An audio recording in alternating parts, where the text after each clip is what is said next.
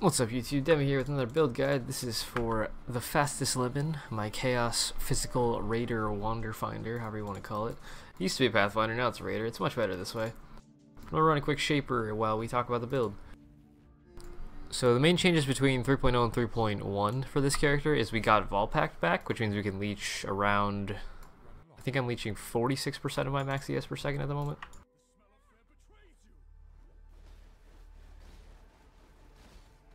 Be cool if I could crit. But yeah, I've been working on this character for a long time, and in the interest of it helping all of you that don't play Standard out as well, there will be a Path of Building pastebin in the description and in the forum guide for a life-based version of this, but this is the version that I play in Standard with a fair amount of legacy gear, so be aware of that.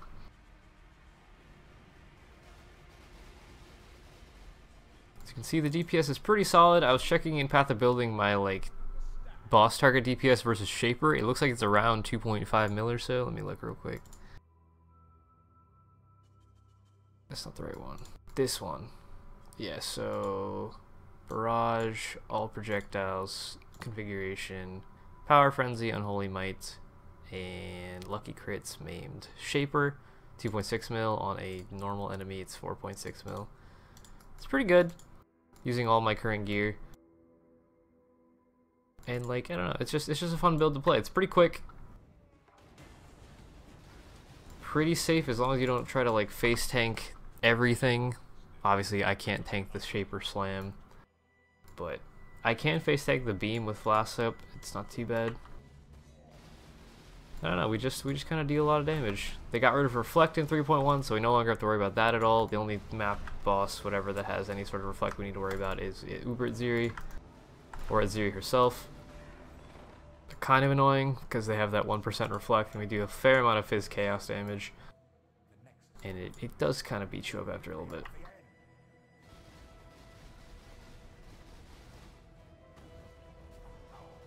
But yeah, Shaper has 15 million health, which means you have to deal about 5 million health per phase.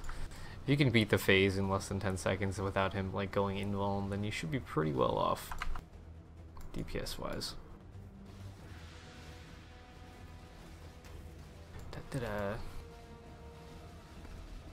There's your beam face tank for those of you that are always curious. You can do it with or without Xana healing you, just not for the entire... not forever, I should say. You will eventually die. But yeah, we're good in maps, super fast mapping. We are Raider. We got infinite frenzy charge generation. We got a bunch of leech from our boot enchant, from the skill tree, from Crown of Eyes. We just kind of run around. And this is the Fizz Chaos version. I will also try to explain how to do just chaos damage if you wanted. You could do a pure chaos damage version, which would change your links quite a bit, obviously, since you're not using physical damage and then adding chaos from your Ziri's Promise and your Sins of Birth. But I mean, it's a Wander. You play Kinetic Blast, you play Barrage. They all look relatively the same at endgame. It's just a preference whether or not you go physical, whether or not you go chaos, whether or not you go elemental. They all have the same potential endgame. You will destroy the game with a Wander. Barrage is still really, really OP.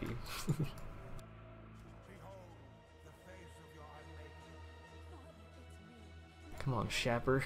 Let me kill you. Oops. That awkward pause always throws me off.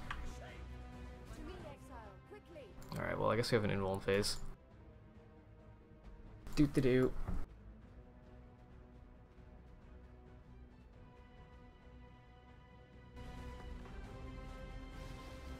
Burst, burst, burst.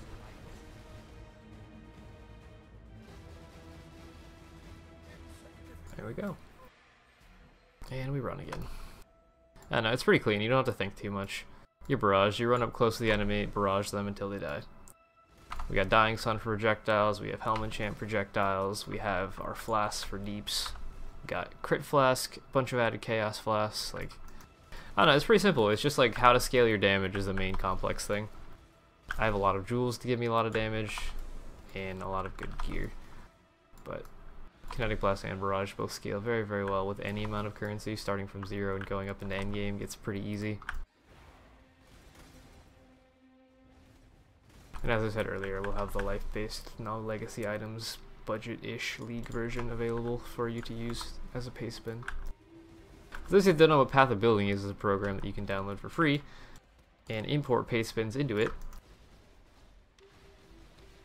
in order to basically just design a character from the ground up without having to actually build it in-game and see accurate DPS readouts and whatnot.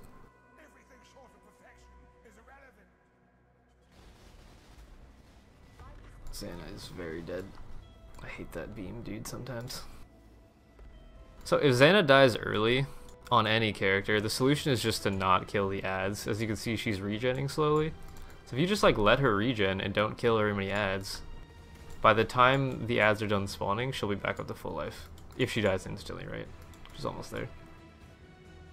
It's a pretty good tip for those of you that are new to Shaper. You don't have to like insta-kill. Now she's full. He goes to the, what is this phase called? Ball death phase? I don't know. But she'll always be back up if she dies instantly. As long as you don't kill all the ads right away. And then you just finish them off. And you get some really nice spaces, actually.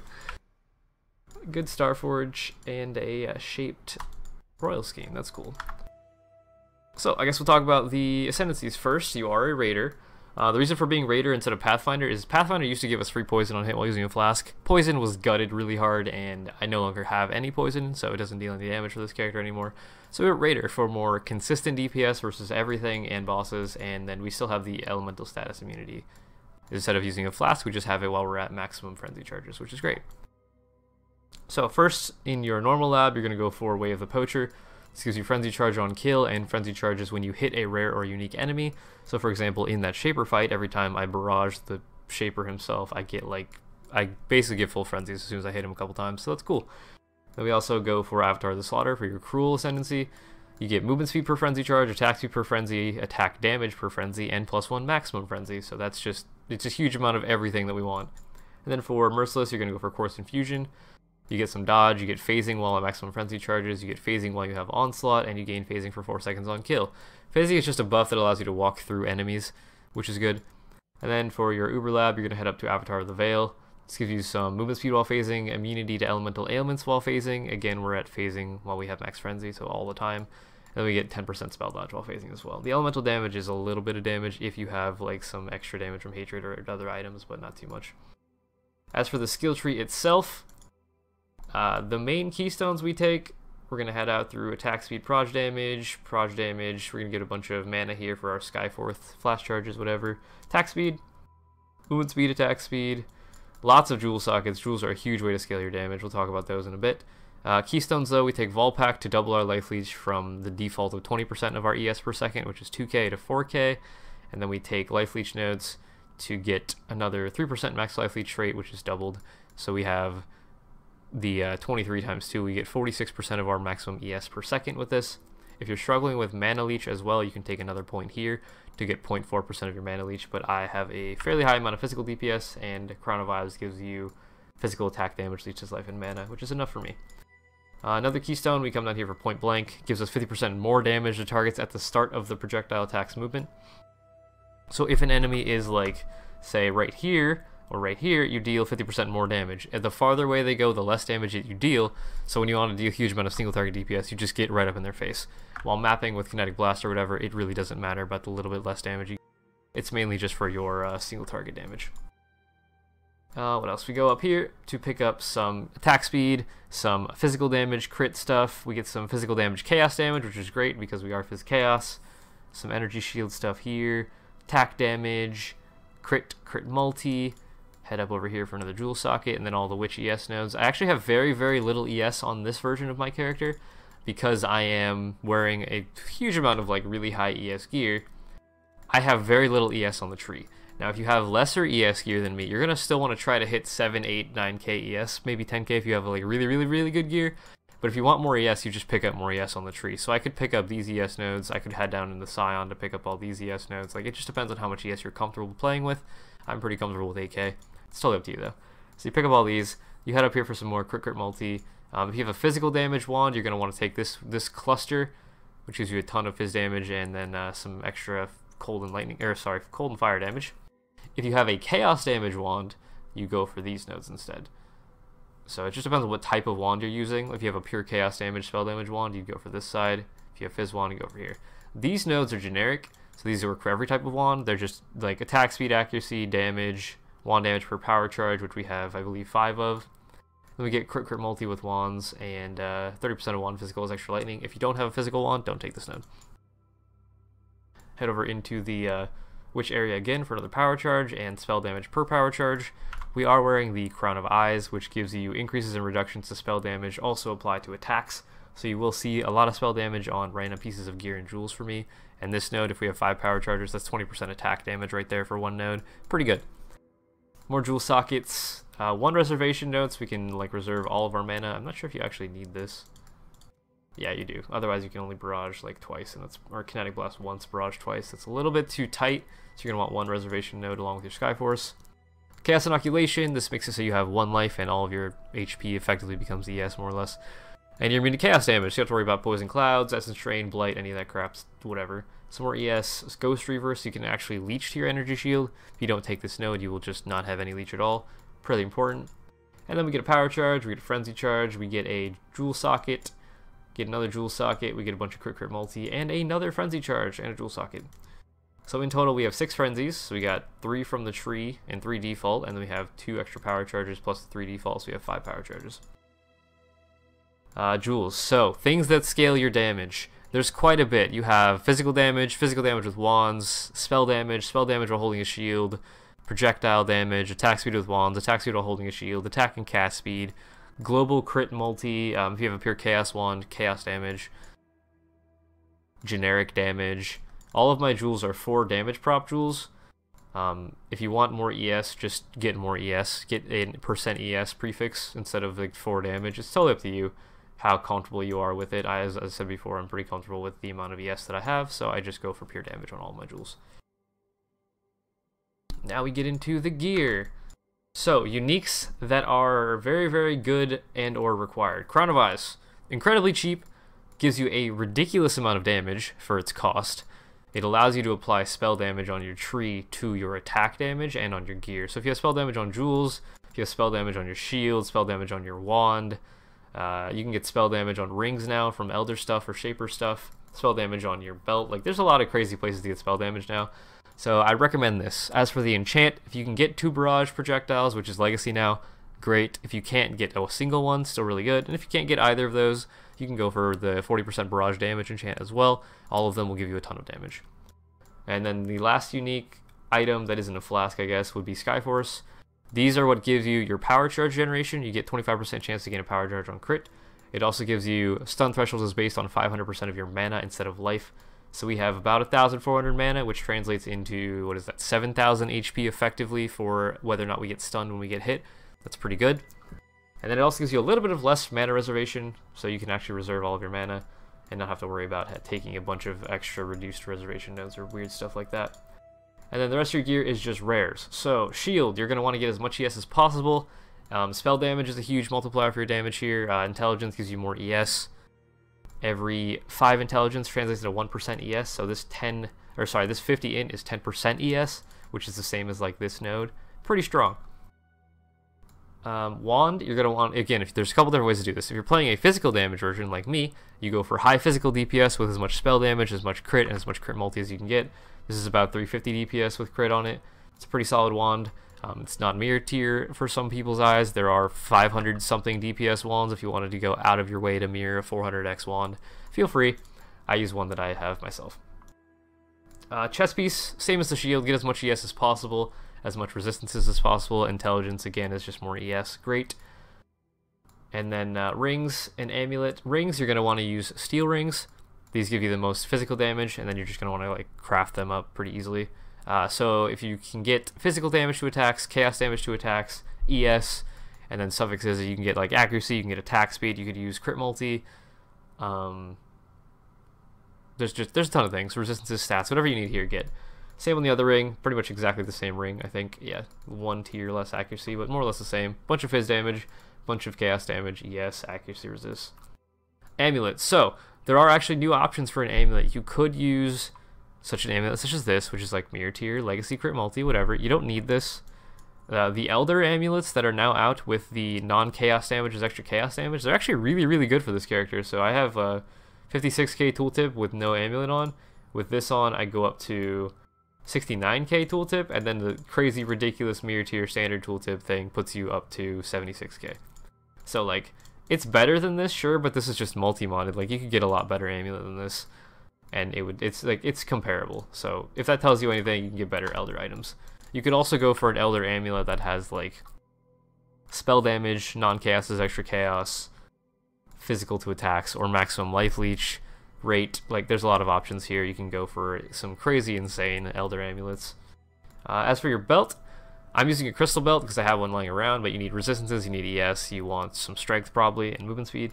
If you have a Stygian belt, you go for the same stats, but in your Stygian jewel, you're going to try to get like physical damage to attacks, crit multi, ES, chaos damage to attacks, stuff like that. Spell damage is great. 1% chance to get onslaught would be nice, actually. Not 1%. One roll to get onslaught on your abyss jewel would be great, so that you can have that onslaught while mapping. Onslaught translates into 20% attack and cast speed, which is and movement speed, sorry, which is really, really good for your clear overall. So if you can get that, go for it. And then gloves, same as your other ES gear. You just go for as much ES resistances as possible.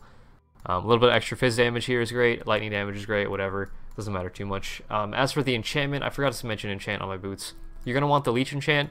Doesn't have to be Uber Lab. You just want a little bit extra of a leech while you're clearing, so you can sustain your kinetic blast spam because it costs a fair amount of mana. As for your glove enchant, Commandment of Fury is what I go for. It is a physical, like, attack. It fires 10 projectiles, but if you use your Dying Sun, it fires 12. And it's like 1, 2, 3, 4, 5, 6, 7, 8, 9. It's like a cone of death. And it deals a huge amount of damage. It's at 93k tooltip while I'm just standing here doing nothing. If I have... Here, let me go out, fill flasks. If I have all my flasks up... Oop, missed Dying Sun, my bad, wrong keys. It'll translate into 127k DPS on a fucking glove enchant. Pretty solid. So as for your flasks, we'll go into that now. If you're using a physical damage wand, you're going to want a Sin's Rebirth. This is like one of the highest ways for you to scale your damage. Unholy Might gives you 30% of your physical damage added as chaos damage during flask effect. So if I use this, it goes from 100 to 250 chaos, to 1 to 2k chaos damage. Same with Inziri's Promise. This gives you a bunch of physical damage as extra chaos and elemental damage as extra chaos. So you're going to want to use both of those for damage scaling, and then Dying Sun will give you extra projectiles for your kinetic blast and AoE for your kinetic blast. And then it'll also give you extra projectiles for your barrage, which is really, really strong. Last two flasks, you have a Bleed Diamond Flask and a Quicksilver Flask with as much movement speed as possible on it, just so you can go fast. Now we get into the gem links. So, gem links. Your main 6-link for the Barrage setup, you have Barrage, damage on full life. Because we are CI, we're always at 1 life unless we're dead, 1 out of 1. So as long as you don't die, you're going to get the full benefit from this jewel. It's 49% more damage, so it's like more chaos, more fizz, whatever, it's just more damage, great. Slower projectiles, same thing, more damage. Physical projectile attack damage, if you are using a physical wand, you're going to want to use this. Maim, again, physical wand, it gives you more physical damage. Maim on hit, enemies take increased physical damage, which is another more multiplier, and then increased crits. The way that I think about increased crits is, if you don't crit, you don't have access to your crit multi. We have about 400 multi. So, like, if you just don't crit, you don't get access to that damage at all, and it's going to feel real bad. So you're going to want to make sure you can manage to get a fair amount of crit. Other links, your aura setup, we got Discipline, Hatred. You can also use Haste for mapping, and Enlighten 4. And then for your Herald of Ice setup, you got Herald of Ice, Curse on hit, Poacher's Mark. Poacher's Mark is really underrated. It gives Curse, like, the way this works, your Herald of Ice, when you crit an enemy and they explode, they'll do this Herald of Ice Shatter explosion. That explosion can actually curse.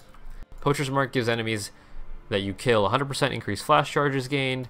You get 40% chance to gain frenzy charges. Sure, we don't need that. Less evasion, which is actually really powerful because that translates into a more accuracy multiplier.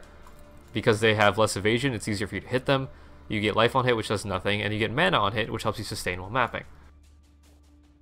It's just a really, really powerful curse. You could also use Assassin's Mark here if you don't have Skyforce. You could use Projectile Weakness all the time here if you wanted, but I use that in a different setup over here. I have my Cast Some Damage Taken setup. We got an Immortal Call. You don't need to level this up because we don't have any way to generate Endurance charges. Sorry. The buff duration scales per level, per endurance charge, but since we have no endurance generation, it doesn't matter if we level this up or not. We also have an Ice Golem. Ice Golem gives you accuracy and crit, both things that we want. And then projectile weakness. This is a weird way to think about it, but when I get hit by something, it's going to get cursed by proj weakness. That means they take 54% increased damage from projectile hits, which is just another more multiplier to your overall damage. Pretty insane. And then down here we have our Kinetic Blast setup. This is just a 4-link. It's Kinetic Blast, physical projectile attack damage, GMP, and damage on full life. You don't need a 6-link for KB. If you want to get a 6-link pair of like Shaped or Elder Gloves, you totally could, but you don't need it. It's like you're one-shotting white packs with Kinetic Blast. It really doesn't matter what you do there. And then for your Wither Totem, I have a Wither set up with faster casting and Spell Totem. This is just only on bosses. Wither makes enemies take increased chaos damage per stack, up to 15 stacks. So 6 times 15, I don't know, math is hard. It's a lot of extra damage if you can get the max stacks. And then I have a random 1-link Flame Dash just for going up and down ledges. I think that's everything. So yeah, I don't know, if you guys make this build, post your gear in the forum guide, linked in the description of this video. If you like this guide, leave a like, leave a comment about your versions, how you're enjoying in Abyss League, whatever you're doing. I don't know, let me know. I enjoy hearing from you guys. But either way, I'm glad you watched the video and I hope you liked it. And if you did, I will see you on Twitch and in the next video. That'll be Demi out.